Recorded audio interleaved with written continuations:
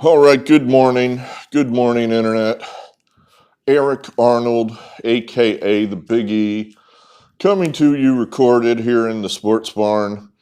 It is about 5 after midnight on Friday, January 17th. What do we have for you here today? We're going to recap our college basketball picks from Wednesday. Pretty good day there for the Big E, 6-3.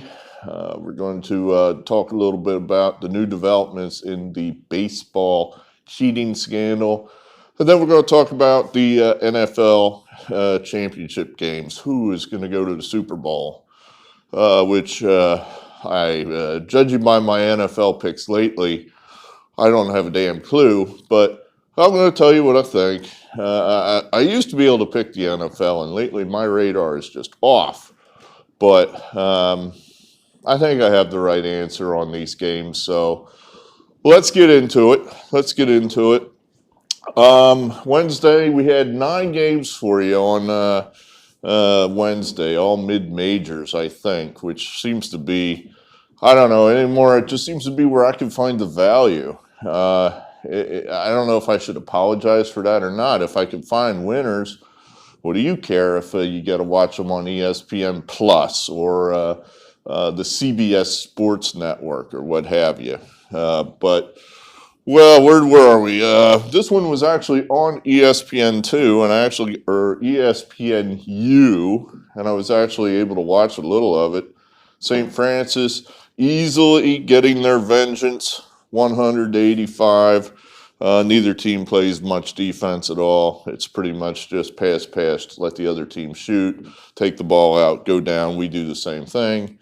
I don't know. Maybe they have like a gentleman's agreement in those minor leagues to just not play defense. Unsure. It's possible that the teams have such little depth that if they do play defense and get injured, they have no one else to play. So maybe that's how it goes.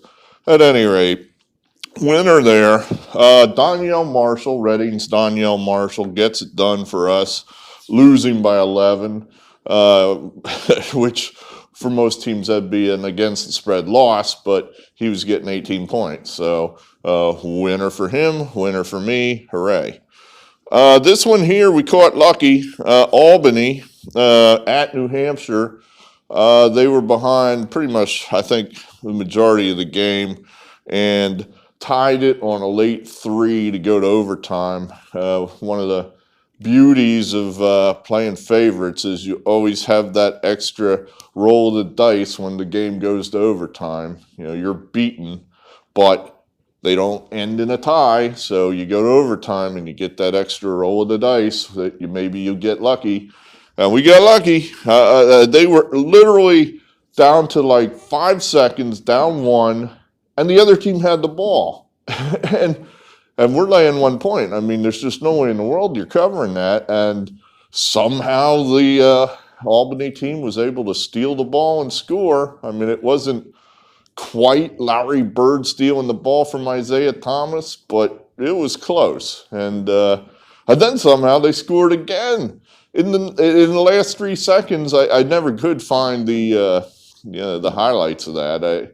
I looked and tried to find the game itself and was told my cable provider does not support ESPN3, which apparently is different than ESPN Plus, but I'm learning all these things. At any rate, it was a goddamn lucky win for me. I'm sure, you don't get too high or low over the lucky ones. You try not to.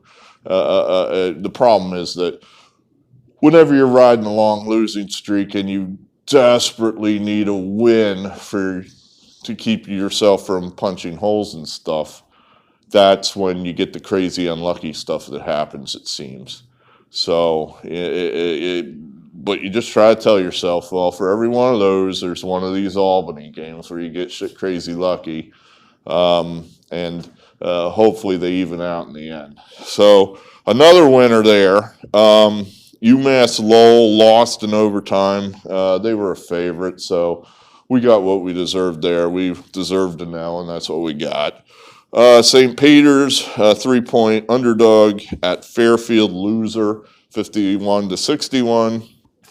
Top game of the night, Western Carolina in the SoCon, getting 11 points from Furman. And they get it done, only losing by 4. So we're happy about that. Those are the ones that make us happy, the 3-star. That's our top play, a subscriber F. That's our top play. 3 stars, those are the ones that we feel hit, I'm going to say 60 to 65% of the time. Well, let's see.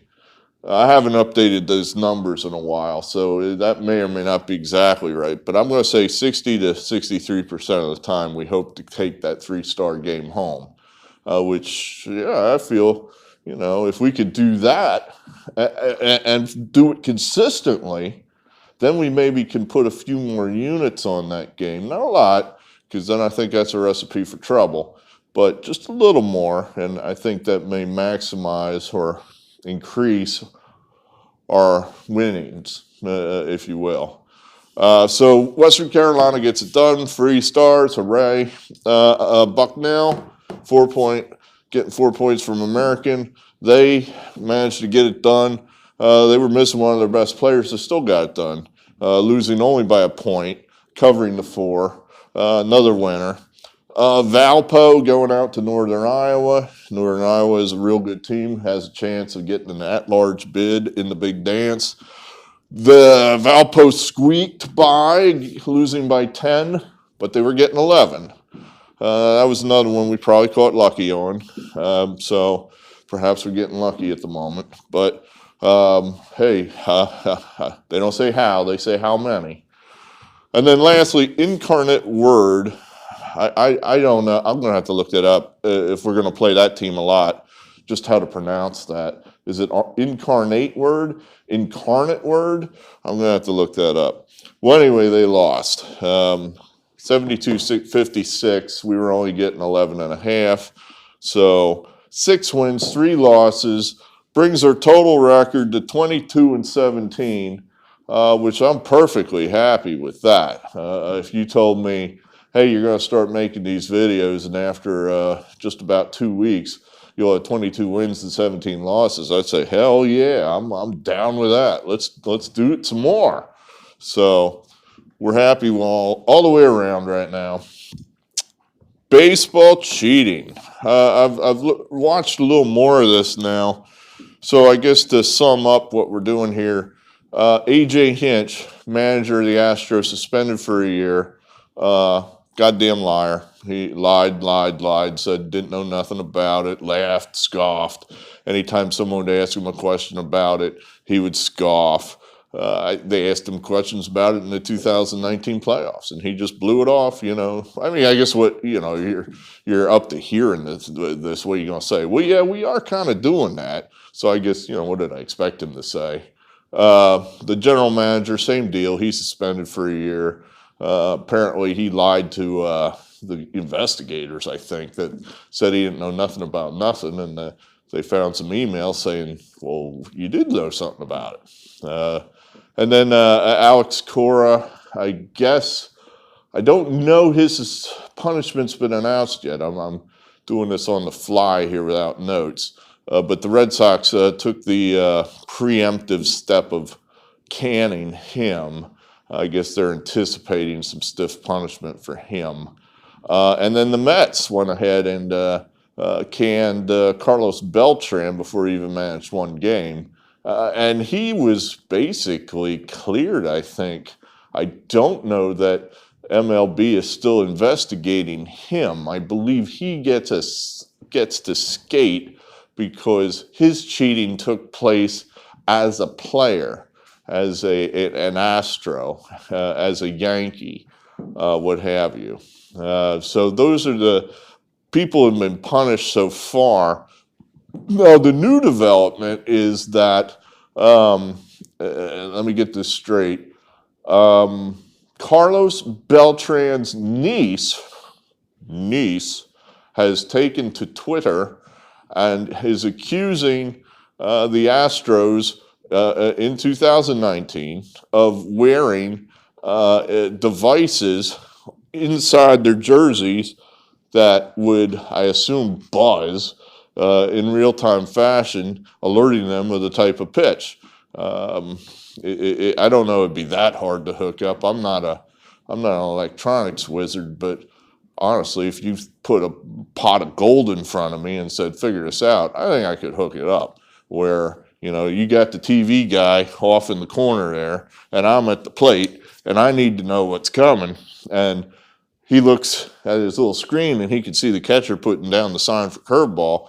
Well, I think then he figures out, he just pushes a button and buzz, buzz, here comes curveball, buzz, okay, and so that's the new rumor, that these guys have been wearing wires or some type under their jerseys. Of course, they all deny it. There's a picture of Josh Reddick after one of those playoff games, though, in a state of undress as he's talking to the reporter, soaked, I guess, in champagne or sweat or whatever, without his jersey on. And it sure as hell looks like he's wearing a wire. I mean, I don't know what that is. I sure like an explanation. It's a piece of tape with a wire, just like you would see a big pussy wearing The Sopranos. I mean, it is, tell me I'm wrong, but that sure as hell looks like it is some kind of artificial device to either record, surreptitiously record your teammates or signal illegally pitches coming to you. Maybe they're going to have some good excuse as to what it is. It's getting windy here, so sports barn vibrates and makes noises, does shit like that.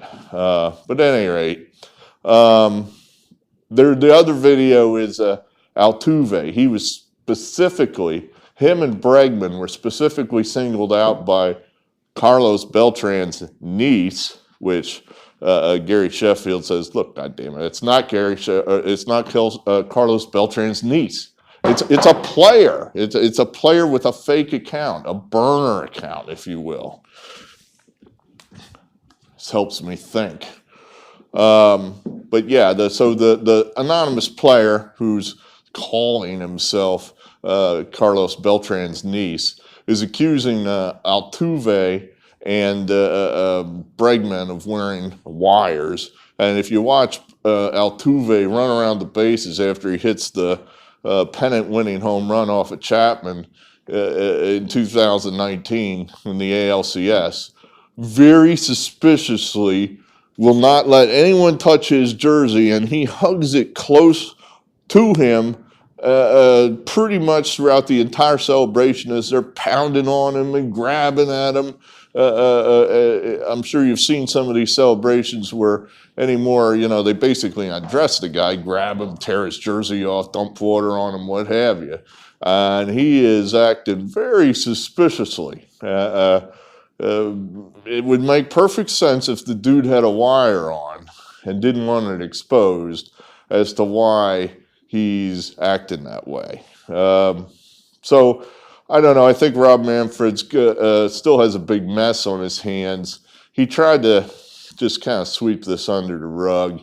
I do think that they're putting as much pressure as they can on these players to shut the hell up.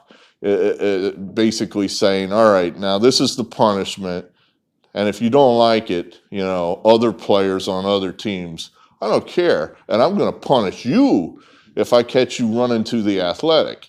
They sent out one of ESPN's little talking heads, what's her name, Mendoza. I guess she went on the ESPN and said how terrible it was that Mike Fiers had, detonated this whole bomb. Well, that's not by accident. I think she was given orders to go out and do that. She's carrying ESPN/MLB's water here. They want everybody to shut up and want this to go away. But then you got other players in the major leagues that know this is going on, and they're pissed about this because these guys got a slap on the wrist. So you could still see more of this coming out. It'll be interesting if they... irrefutable evidence comes out, showing that Altuve was wearing a wire, which he has now denied. I'm sure he's denied it to MLB investigators, denied it in public, and then they show, oh, by the way, you did do it. What are they going to do to Altuve? I mean, they would have to do something severe to the guy, but will they do it? I know they absolutely don't want to. So MLB is going to bend over backwards to pretend something else is happening or that this never happened. So we'll see. So that's been ran on that. Let's talk football. All right, so I got both. What did I do last week? I forgot. I got the Packer game right, the 49er game wrong, the Chief game wrong, and the Tennessee game wrong. So 1 for 3. My record would be really goddamn good if it wasn't for these damn NFL games. So I thought pretty hard about these games. I tried to. My model just has nothing for these games, so it's just up to me to kind of freeform it. So I thought, and this Tennessee game, I think what the correct answer on that one, having watched that Tennessee-Baltimore game, Tennessee got up on those guys early, but it was all kind of isolated plays, maybe some plays that could have gone either way. Baltimore goes for it on 4th down, which they had been perfect all year and they don't get it. They miss it by a yard or half a yard or an inch. That happened a couple times. Tennessee throws the ball into the end zone, and their receiver makes a juggling, spectacular catch on 3rd down. He doesn't make the juggling, spectacular catch. That's a 4-point play. They have to kick a field goal. So I don't know that Tennessee's win over Baltimore was that impressive, whereas Kansas City was not stopped at all on Sunday. The only time they had to do anything other than kick extra points was when they themselves dropped the ball. The Texans did not defend anything. And as much as I was unhappy with the Texans blowing that huge lead because I had the Texans, some of that you got to give credit to Kansas City. Some of that is above and beyond the Texans not having a defense. That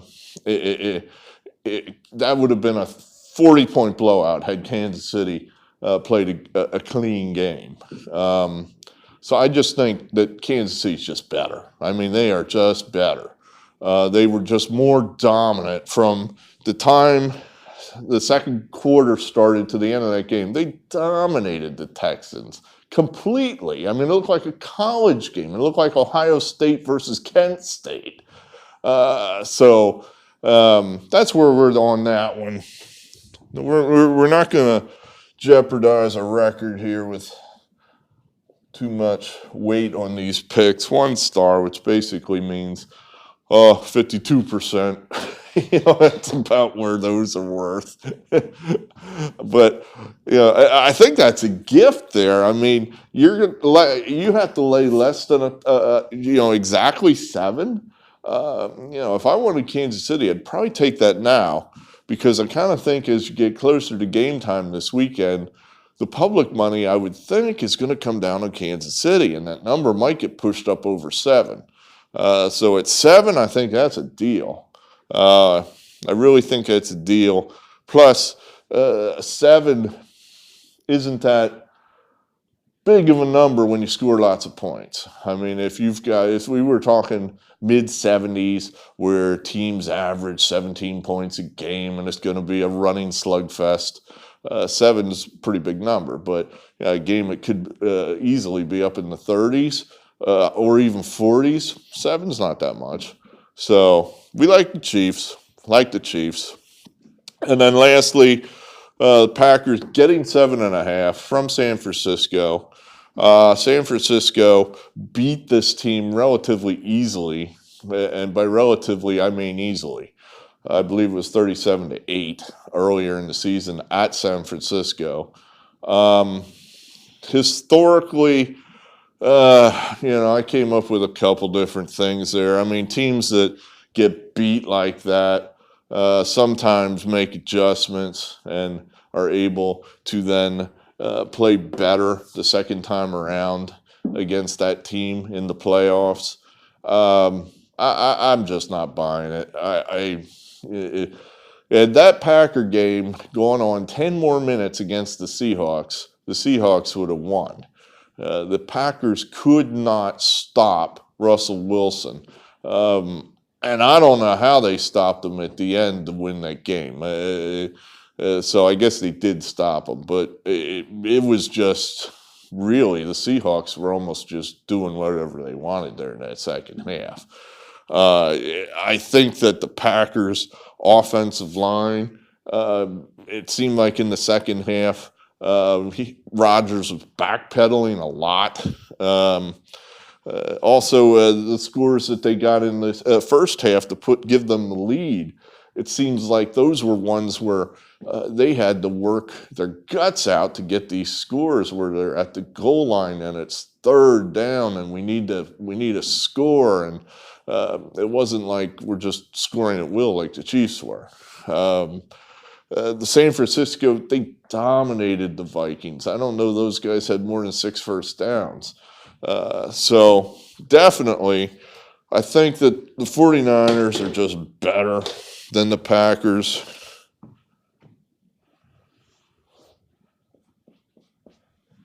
We'll give it 1 star. I almost feel that's worth more than that, but yeah, we'll just leave it like that.